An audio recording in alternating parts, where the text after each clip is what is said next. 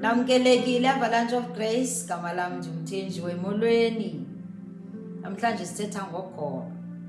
Balekile kukholo lomntu kwimpilo yakhe ayiphilayo. Ukholo lufana kunye nomoya lo omtsha xa uvuka ufuna umoya omtsha, vula neefestire kwenzela ukuthi uzohlaziyeka apha emzimbeni wakho. Ukholo lwakho sisikhali sakho. Awukwazi ukuhamba ngaphandle kwesikhali sakho. Ukholo lwakho ke wazi uba fanele uzikhethele wena ngokwakho. Kwabathixo abangaka kulo mhlaba uyazikhethela, akho mntu oza kukhethela. NoYoshua zange abakhethela abantwana bakwaIsrayeli, wathi kubo mabazikhethele uThixo abazamkhonza. Wathi xa ningakholiseki ngulo uyawova, zikhetheleni niza kumkhonza. Wathi noba bakhetha abathixo ababekhonzwa ngootata babo ngasentlanjeni, mabazikhethele. Wayemazi uYoshua uyehova ukuthembeka kwakhe, wayeyazi indlela anyaniseke ngayo.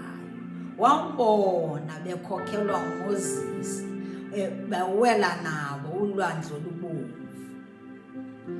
Uphinda wambona seyinguye yena uYoshua, uMoses engekho, bawela nabo kwiJordani igcwele ngamanzi, bawela nabo. Thembekile nathi uhlamba nathi xa simthembile, akasoze asilahle, soze asishiye. Ndinguye endinguye, atsho uMoses. Wathi ndithunywe ngundinguye endinguye, wathi ndizawuba ngundinguye endinguye kude kube ngunaphakade. Xa ukhetha zizawujika izinto.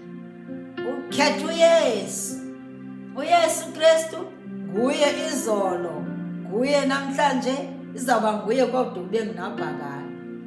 Akaguquguquki. Malaki 3:6. Akaguquguquki, akazukujikela endleleni.